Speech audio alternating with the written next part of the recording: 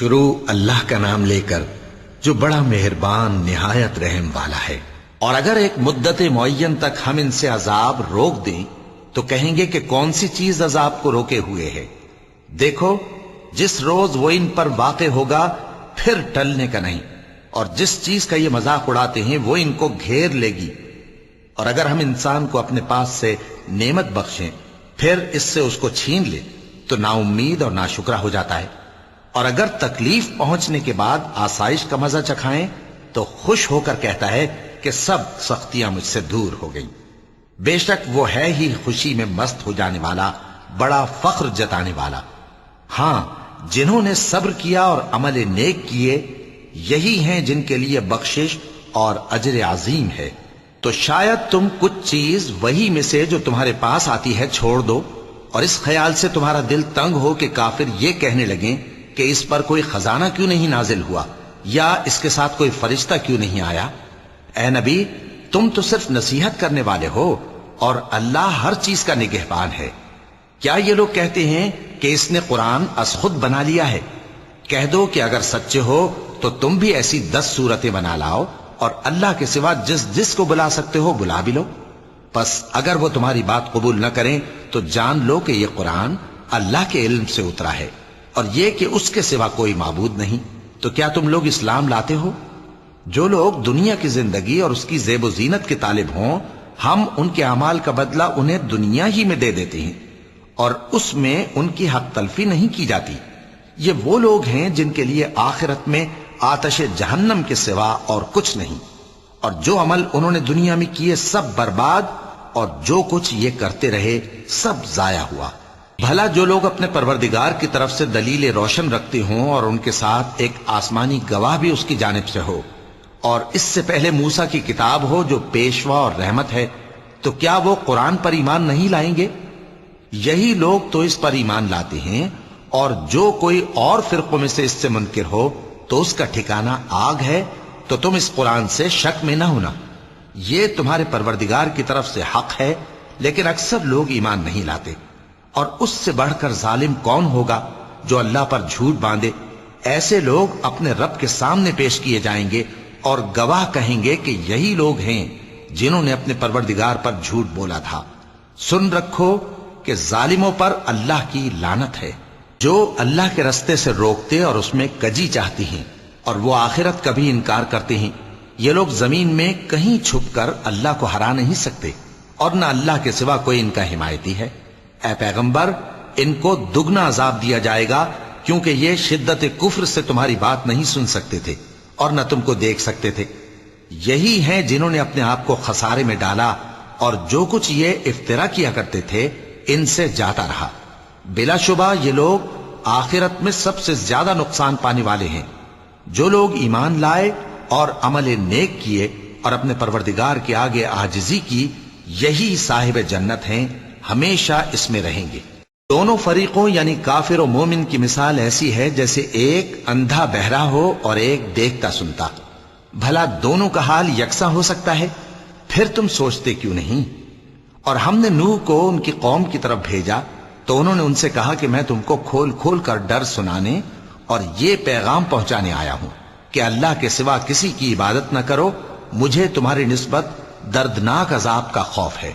تو ان کی قوم کے سردار جو کافر تھے کہنے لگے کہ ہم تم کو اپنے ہی جیسا ایک آدمی دیکھتے ہیں، اور یہ بھی دیکھتے ہیں کہ تمہارے پیرو وہی لوگ ہوئے ہیں جو ہم میں ادنا درجے کے ہیں، اور وہ بھی سطحی رائے سے، اور ہم تم میں اپنے اوپر کسی طرح کی فضیلت نہیں دیکھتے بلکہ تمہیں جھوٹا خیال کرتے ہیں۔ فرمایا کہ اے قوم، دیکھو تو اگر میں اپنے پروردگار کی طرف سے دلیل روشن رکھتا ہوں اور اس نے مجھے اپنے ہاں سے رحمت بخشی ہو جس کی حقیقت تم سے پوشیدہ ہو گئی ہے، تو کیا ہم اس کے لیے تمہیں مجبور کر سکتے ہیں جبکہ تم اس سے ناخوش ہو؟ اور اے قوم، میں اس نصیحت کے بدلے تم سے مال و زر کا مطالبہ تو نہیں کرتا، میرا صلہ تو اللہ کے ذمے ہے، اور جو لوگ ایمان لائے ہیں میں ان کو نکالنے والا بھی نہیں ہوں، وہ تو اپنے پروردگار سے ملنے والے ہیں، لیکن میں دیکھتا ہوں کہ تم لوگ نادانی کر رہے ہو۔ اے میری قوم، اگر میں ان کو نکال دوں تو اللہ کی گرفت سے بچانے کے لیے کون میری مدد کر سکتا ہے؟ بھلا تم غور کیوں نہیں کرتے؟ اور میں نہ تم سے یہ کہتا ہوں کہ میرے پاس اللہ کے خزانے ہیں، اور نہ یہ کہ میں غیب جانتا ہوں، اور نہ یہ کہتا ہوں کہ میں فرشتہ ہوں، اور نہ ان لوگوں کی نسبت جن کو تم حقارت کی نظر سے دیکھتے ہو یہ کہتا ہوں کہ اللہ ان کو بھلائی یعنی اعمال کی جزا نہیں دے گا۔ جو ان کے دلوں میں ہے اسے اللہ خوب جانتا ہے۔ اگر میں ایسا کہوں تو بے انصافوں میں ہو جاؤں۔ انہوں نے کہا کہ نوح، تم نے ہم سے جھگڑا تو کیا اور جھگڑا بھی بہت کیا، اب اگر تم سچے ہو تو جس چیز سے ہمیں ڈراتے ہو وہ ہم پر لا نازل کرو۔ نوح نے کہا کہ اس عذاب کو تو اللہ ہی چاہے گا تو نازل کرے گا، اور تم اللہ کو کسی طرح ہرا نہیں سکتے۔ اور اگر میں یہ چاہوں کہ تمہاری خیر خواہی کروں اور اللہ یہ چاہے کہ تمہیں گمراہ رہنے دے تو میری خیر خواہی تم کو کچھ فائدہ نہیں دے سکتی۔ وہی تمہارا پروردگار ہے اور تمہیں اسی کی طرف لوٹ کر جانا ہے۔ کیا یہ لوگ کہتے ہیں کہ اس پیغمبر نے قرآن اپنے دل سے بنا لیا ہے؟ کہہ دو کہ اگر میں نے دل سے بنا لیا ہے تو میرے گناہ کا وبال مجھ پر، اور جو گناہ تم کرتے ہو اس سے میں بری الذمہ ہوں۔ اور نوح کی طرف وحی کی گئی کہ تمہاری قوم میں جو لوگ ایمان لا چکے ان کے سوا اور کوئی ایمان نہیں لائے گا، تو جو کام یہ کر رہے ہیں ان کی وجہ سے غم نہ کھاؤ، اور ایک کشتی ہمارے حکم سے ہمارے سامنے بناؤ، اور جو لوگ ظالم ہیں ان کے بارے میں مجھ سے کچھ نہ کہنا، کیونکہ وہ ضرور غرق کر دیے جائیں گے۔ اور نوح نے کشتی بنانا شروع کر دی، اور جب ان کی قوم کے سردار ان کے پاس سے گزرتے تو ان سے تمسخر کرتے۔ وہ کہتے کہ اگر تم ہم سے تمسخر کرتے ہو تو جس طرح تم ہم سے تمسخر کرتے ہو اسی طرح ایک وقت ہم بھی تم سے تمسخر کریں گے، اور تم کو جلد معلوم ہو جائے گا کہ کس پر عذاب آتا ہے جو اسے رسوا کرے گا، اور کس پر ہمیشہ کا عذاب نازل ہوتا ہے۔ یہاں تک کہ جب ہمارا حکم آ پہنچا اور تنور جوش مارنے لگا تو ہم نے نوح کو حکم دیا کہ ہر قسم کے پالتو جانوروں میں سے جوڑا جوڑا یعنی ایک ایک نر اور ایک ایک مادہ لے لو، اور جس شخص کی نسبت حکم ہو چکا ہے کہ ہلاک ہو جائے گا اس کو چھوڑ کر اپنے گھر والوں کو اور جو ایمان لایا ہو اس کو کشتی میں سوار کر لو۔ اور ان کے ساتھ ایمان بہت ہی کم لوگ لائے تھے۔ نوح نے کہا کہ اللہ کا نام لے کر کہ اسی کے کرم سے اس کا چلنا اور ٹھہرنا ہے، اس میں سوار ہو جاؤ، بے شک میرا پروردگار بخشنے والا ہے، مہربان ہے۔ اور وہ ان کو لے کر طوفان کی لہروں میں چلنے لگی۔ لہریں کیا تھیں؟ گویا پہاڑ تھے۔ اس وقت نوح نے اپنے بیٹے کو جو کشتی سے الگ تھا پکارا کہ بیٹا ہمارے ساتھ سوار ہو جا اور کافروں میں شامل نہ ہو۔ اس نے کہا کہ میں ابھی پہاڑ سے جا لگوں گا، وہ مجھے پانی سے بچا لے گا۔ فرمایا کہ آج اللہ کے عذاب سے کوئی بچانے والا نہیں اور نہ کوئی بچ سکتا ہے مگر وہی جس پر اللہ رحم کرے۔ اتنے میں دونوں کے درمیان لہر حائل ہو گئی اور وہ ڈوب کر رہ گیا، اور حکم دیا گیا کہ اے زمین اپنا پانی نگل جا، اور اے آسمان تھم جا، اور پانی خشک ہو گیا اور کام تمام کر دیا گیا، اور کشتی کوہ جودی پر جا ٹھہری، اور کہہ دیا گیا کہ بے انصاف لوگوں پر لعنت۔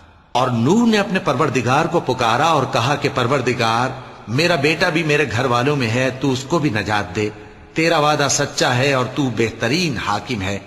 اللہ نے فرمایا کہ اے نوح، وہ تیرے گھر والوں میں نہیں ہے، وہ تو سراسر بد عمل ہے، تو جس چیز کی تم کو حقیقت معلوم نہیں اس کے بارے میں مجھ سے درخواست ہی نہ کرو، اور میں تم کو نصیحت کرتا ہوں کہ نادان نہ بنو۔ نوح نے کہا پروردگار، میں تجھ سے پناہ مانگتا ہوں کہ ایسی چیز کی تجھ سے درخواست کروں جس کی حقیقت مجھے معلوم نہیں، اور اگر تو مجھے نہیں بخشے گا اور مجھ پر رحم نہیں فرمائے گا تو میں تباہ ہو جاؤں گا۔ حکم ہوا کہ نوح ہماری طرف سے سلامتی اور برکتوں کے ساتھ جو تم پر اور تمہارے ساتھ کی جماعتوں پر نازل کی گئی ہیں اتر آؤ، اور کچھ اور جماعتیں ہوں گی جن کو ہم دنیا کے فوائد سے بہرہ مند کریں گے، پھر ان کو ہماری طرف سے عذاب علیم پہنچے گا۔ یہ حالات غیب کی خبروں میں سے ہیں جو ہم تمہاری طرف بھیجتے ہیں، اور اس سے پہلے نہ تم ہی ان کو جانتے تھے اور نہ تمہاری قوم ہی ان سے واقف تھی، تو صبر کرو کہ انجام پرہیزگاروں ہی کا بھلا ہے۔ اور ہم نے قوم عاد کی طرف ان کے بھائی ہود کو بھیجا۔ انہوں نے کہا اے میری قوم، اللہ ہی کی عبادت کرو، اس کے سوا تمہارا کوئی معبود نہیں، تم شرک کر کے اللہ پر محض بہتان باندھتے ہو۔ میری قوم، میں اس واعظ و نصیحت کا تم سے کچھ صلہ نہیں مانگتا، میرا صلہ تو اس کے ذمے ہے جس نے مجھے پیدا کیا، بھلا تم سمجھتے کیوں نہیں؟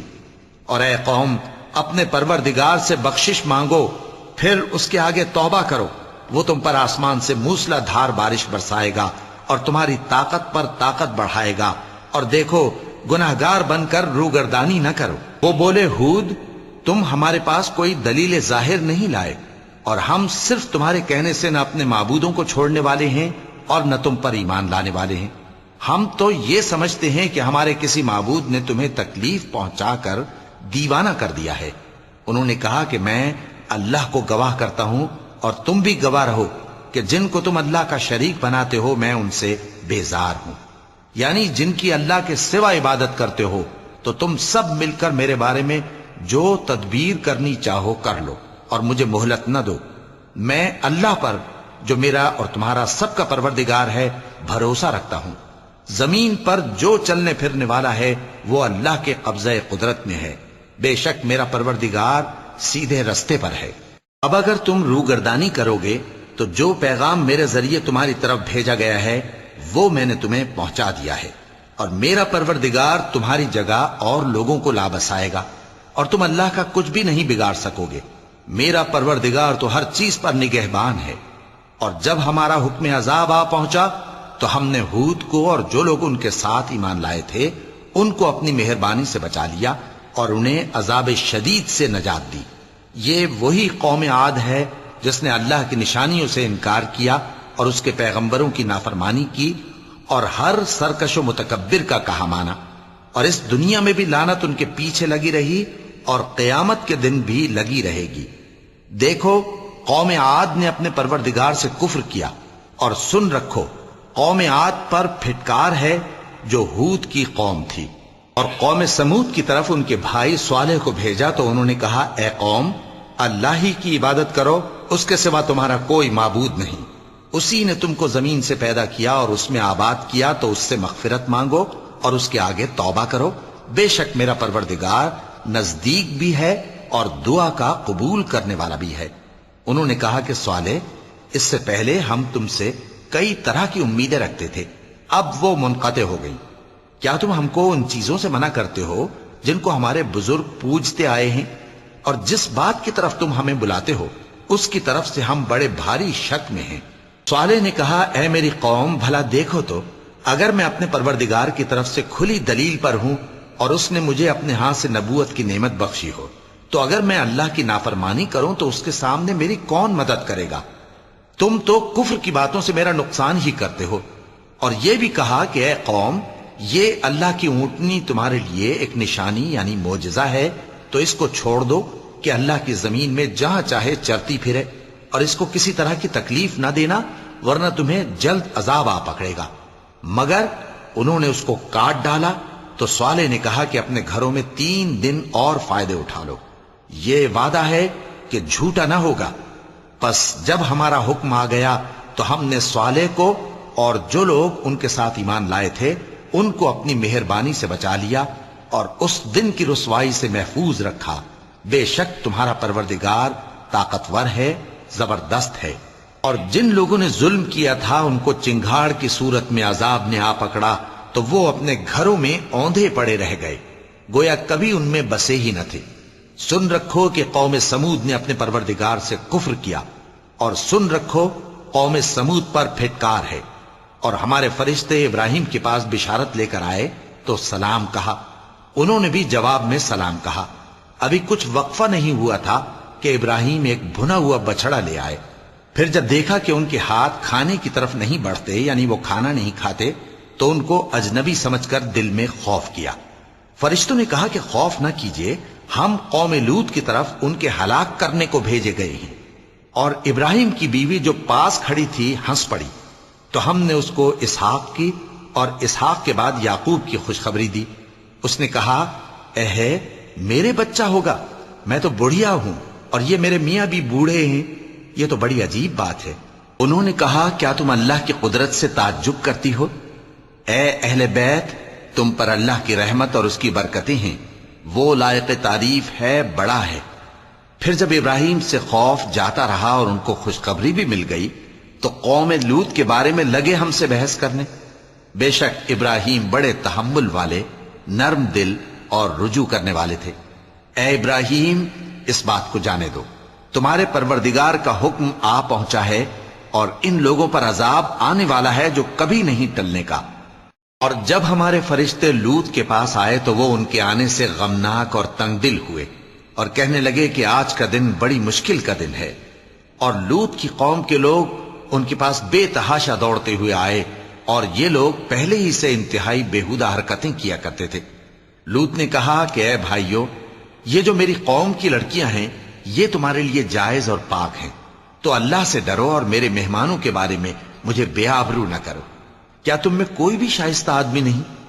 وہ بولے، تم کو معلوم ہے کہ تمہاری ان بیٹیوں کی ہمیں کچھ حاجت نہیں، اور جو ہماری غرض ہے اسے تم خوب جانتے ہو۔ لوط نے کہا، اے کاش مجھ میں تمہارے مقابلے کی طاقت ہوتی، یا میں کسی مضبوط قلعے میں پناہ لے لیتا۔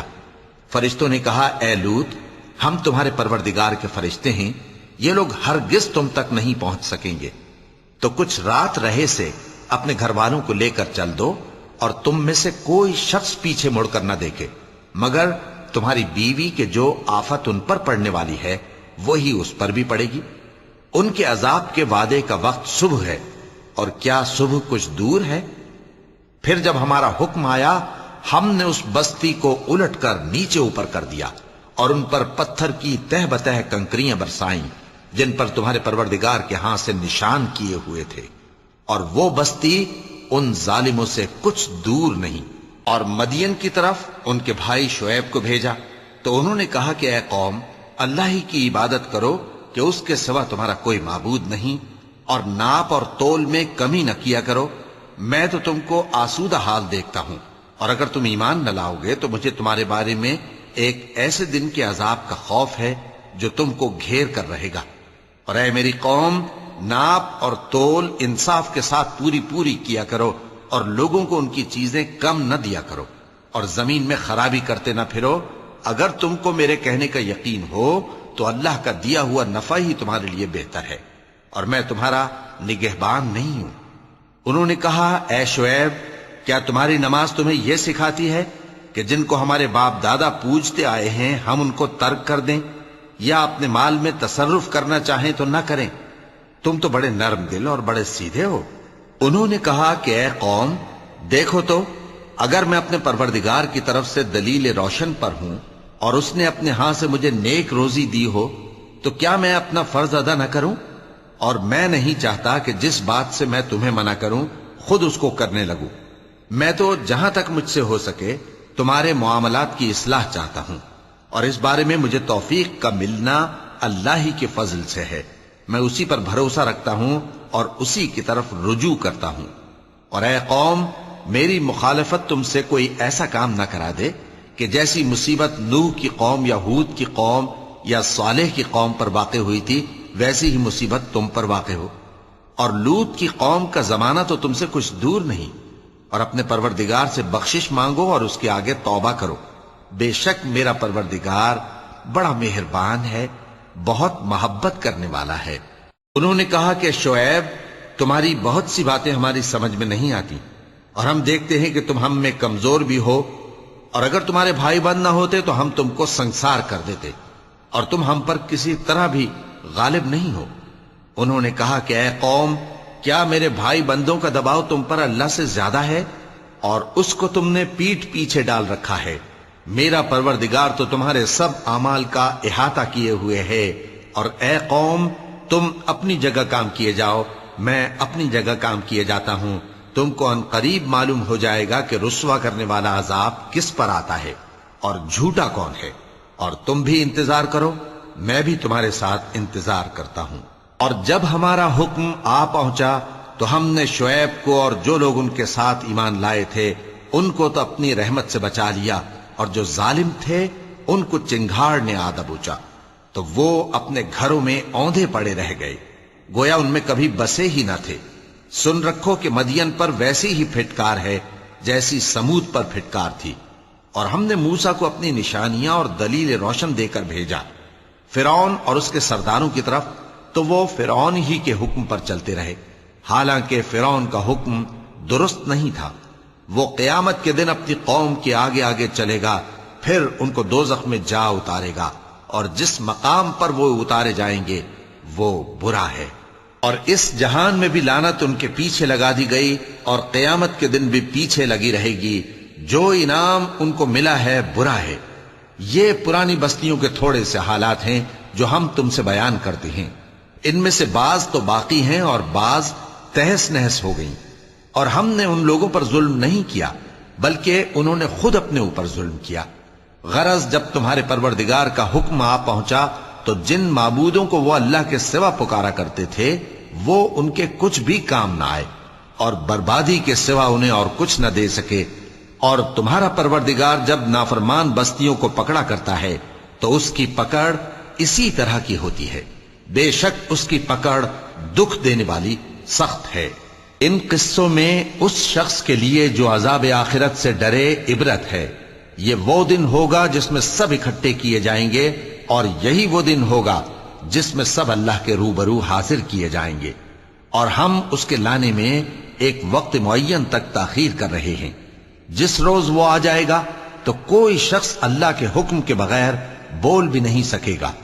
پھر ان میں سے کچھ بدبخت ہوں گے اور کچھ نیک بخت۔ تو جو بدبخت ہوں گے وہ دوزخ میں ڈال دیے جائیں گے، اس میں ان کو چلانا اور دھاڑنا ہوگا۔ جب تک آسمان و زمین ہیں وہ اسی میں رہیں گے مگر جتنا تمہارا پروردگار چاہے۔ بے شک تمہارا پروردگار جو چاہتا ہے کر دیتا ہے۔ اور جو نیک بخت ہوں گے وہ بہشت میں داخل کیے جائیں گے، اور جب تک آسمان اور زمین ہیں ہمیشہ اسی میں رہیں گے مگر جتنا تمہارا پروردگار چاہے۔ یہ اللہ کی بخشش ہے جو کبھی منقطع نہیں ہوگی۔ تو یہ لوگ جو غیر اللہ کی پرستش کرتے ہیں اس سے تم شک میں نہ پڑنا۔ یہ اسی طرح پرستش کرتے ہیں جس طرح پہلے سے ان کے باپ دادا پرستش کرتے آئے ہیں، اور ہم ان کو ان کا حصہ پورا پورا بغیر کچھ کم کیے دینے والے ہیں۔ اور ہم نے موسیٰ کو کتاب دی تو اس میں اختلاف کیا گیا، اور اگر تمہارے پروردگار کی طرف سے ایک بات پہلے نہ ہو چکی ہوتی تو ان میں فیصلہ کر دیا جاتا، اور وہ تو اس کی طرف سے بڑے بھاری شک میں پڑے ہوئے ہیں۔ اور تمہارا پروردگار ان سب کو قیامت کے دن ان کے اعمال کا پورا پورا بدلہ دے گا۔ بے شک جو عمل یہ کرتے ہیں وہ اس سے واقف ہے۔ تو اے پیغمبر، جیسا تم کو حکم ہوتا ہے اس پر تم اور جو لوگ تمہارے ساتھ تائب ہوئے ہیں قائم رہو، اور حد سے تجاوز نہ کرنا، وہ تمہارے سب اعمال کو دیکھ رہا ہے۔ اور مسلمانوں، جو لوگ ظالم ہیں ان کی طرف مائل نہ ہونا، نہیں تو تمہیں بھی دوزخ کی آگ آ لپٹے گی، اور اللہ کے سوا تمہارے کوئی دوست نہیں ہوں گے، پھر تمہیں کوئی مدد بھی نہ ملے گی۔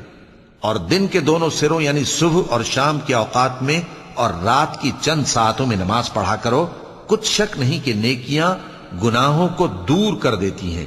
یہ ان کے لیے نصیحت ہے جو نصیحت قبول کرنے والے ہیں۔ اور صبر کیے رہو کہ اللہ نیکوکاروں کا اجر ضائع نہیں کرتا۔ تو جو امتیں تم سے پہلے گزر چکی ہیں ان میں ایسے ہوش مند کیوں نہ ہوئے جو ملک میں خرابی کرنے سے روکتے؟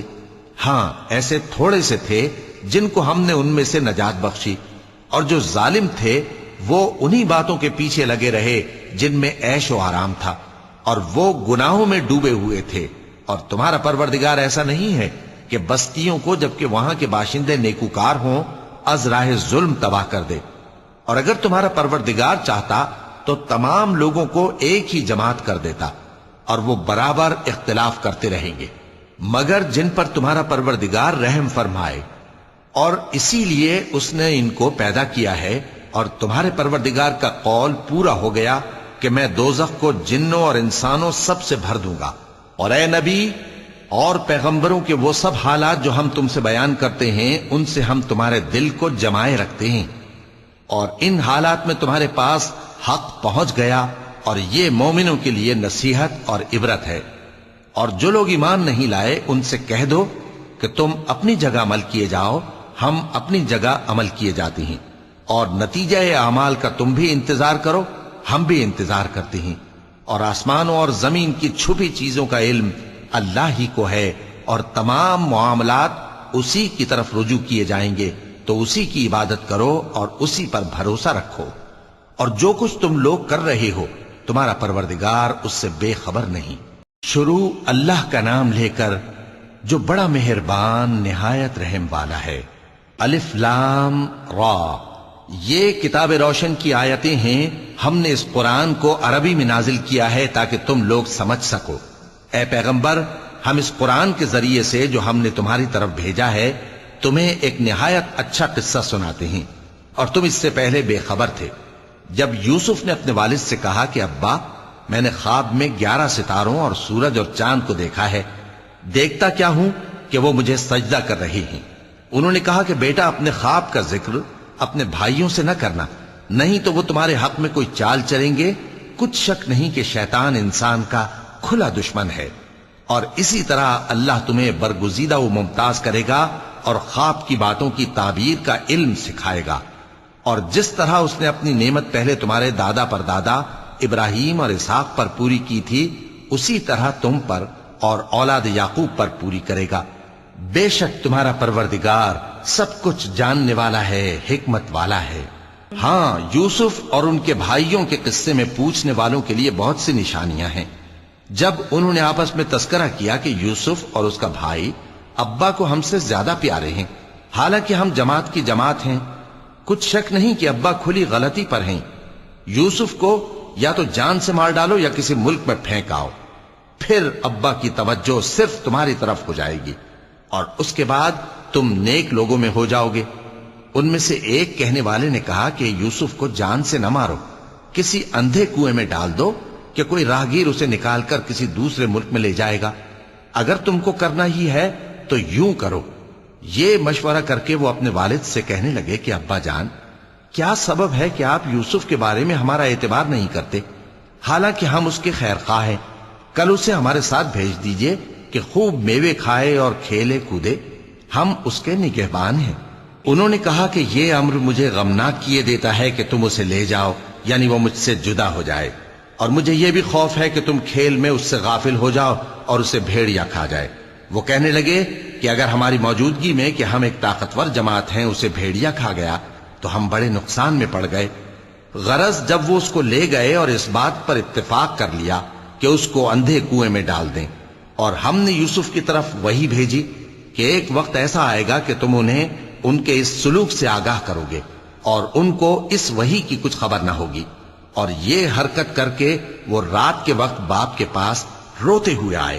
کہنے لگے کہ ابا جان، ہم تو دوڑنے اور ایک دوسرے سے آگے نکلنے میں مصروف ہو گئے اور یوسف کو اپنے اسباب کے پاس چھوڑ گئے تو اسے بھیڑیا کھا گیا، اور آپ ہماری بات کو گو ہم سچ ہی کہتے ہیں باور نہیں کریں گے. اور ان کے کرتے پر جھوٹ موٹ کا لہو بھی لگا لائے. یعقوب نے کہا کہ یوں نہیں ہے، بلکہ تم اپنے دل سے یہ بات بنا لائے ہو. اچھا، صبر، کہ وہی خوب ہے، اور جو تم بیان کرتے ہو اس کے بارے میں اللہ ہی سے مدد چاہیے. اور اب اللہ کی شان دیکھو کہ اس کنویں کے قریب ایک قافلہ آوارد ہوا اور انہوں نے پانی کے لیے اپنا سقا بھیجا تو اس نے کنویں میں ڈول لٹکایا. یوسف اس سے لٹک گئے. وہ بولا، زہے قسمت، یہ تو ایک لڑکا ہے، اور اس کو قیمتی سرمایہ سمجھ کر چھپا لیا. اور جو کچھ وہ کرتے تھے اللہ کو خوب معلوم تھا، اور انہوں نے اس کو تھوڑی سی قیمت یعنی مادود چند درہموں پر بیچ ڈالا، اور وہ اس سے بیزار ہو رہے تھے.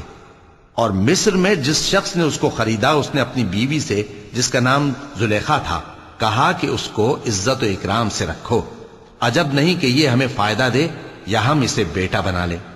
اس طرح ہم نے یوسف کو سرزمین مصر میں جگہ دی، اور غرض یہ تھی کہ ہم ان کو خواب کی باتوں کی تعبیر سکھائیں.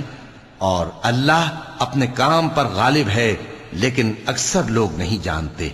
اور جب وہ اپنی جوانی کو پہنچے تو ہم نے ان کو دانائی اور علم عطا کیا، اور نیکوکاروں کو ہم اسی طرح بدلہ دیا کرتے ہیں.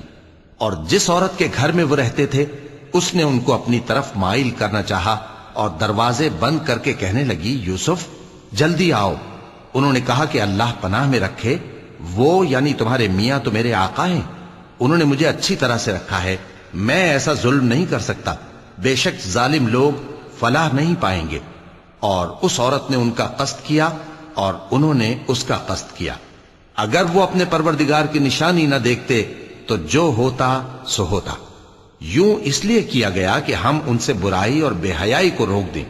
بے شک وہ ہمارے چنے ہوئے بندوں میں سے تھے. اور دونوں دروازے کی طرف بھاگے، آگے یوسف پیچھے زلیخا.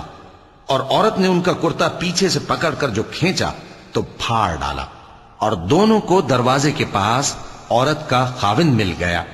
تو عورت بولی کہ جو شخص تمہاری بیوی کے ساتھ برا ارادہ کرے اس کی اس کے سوا کیا سزا ہے کہ یا تو قید کیا جائے یا اسے دکھ کا عذاب دیا جائے۔ یوسف نے کہا اسی نے مجھ کو اپنی طرف مائل کرنا چاہا تھا، اور اس کے خاندان میں سے ایک گواہ نے گواہی دی کہ اگر اس کا کرتا آگے سے پھٹا ہو تو یہ سچی اور یوسف جھوٹا ہے، اور اگر کرتا پیچھے سے پھٹا ہو تو یہ جھوٹی اور وہ سچا ہے۔ سو جب اس کا کرتا دیکھا تو پیچھے سے پھٹا تھا، تب اس نے زلیخا سے کہا کہ یہ تمہارا ہی فریب ہے، اور کچھ شک نہیں کہ تم عورتوں کے فریب بڑے بھاری ہوتے ہیں۔ یوسف اس بات کا خیال نہ کر، اور زلیخا تو اپنے گناہ کی بخشش مانگ، بے شک خطا تیری ہی ہے۔ اور شہر میں عورتیں گفتگویں کرنے لگیں کہ عزیز کی بیوی اپنے غلام کو اپنی طرف مائل کرنا چاہتی ہے، اور اس کی محبت اس کے دل میں گھر کر گئی ہے، ہم دیکھتی ہیں کہ وہ کھلی گمراہی میں ہے۔ پھر جب زلیخا نے ان عورتوں کی گفتگو جو حقیقت میں دیدار یوسف کے لیے ایک چال تھی سنی، تو ان کے پاس دعوت کا پیغام بھیجا اور ان کے لیے ایک محفل مرتب کی، اور پھل تراشنے کے لیے ہر ایک کو ایک ایک چھری دی، اور یوسف سے کہا کہ ان کے سامنے آؤ۔ جب عورتوں نے ان کو دیکھا تو ان کا روب حسن ان پر ایسا چھا گیا کہ پھل تراشتے تراشتے اپنے ہاتھ کاٹ لیے، اور بے ساختہ بول اٹھیں کہ اللہ پاک ہے، یہ آدمی نہیں، یہ تو کوئی بزرگ فرشتہ ہے۔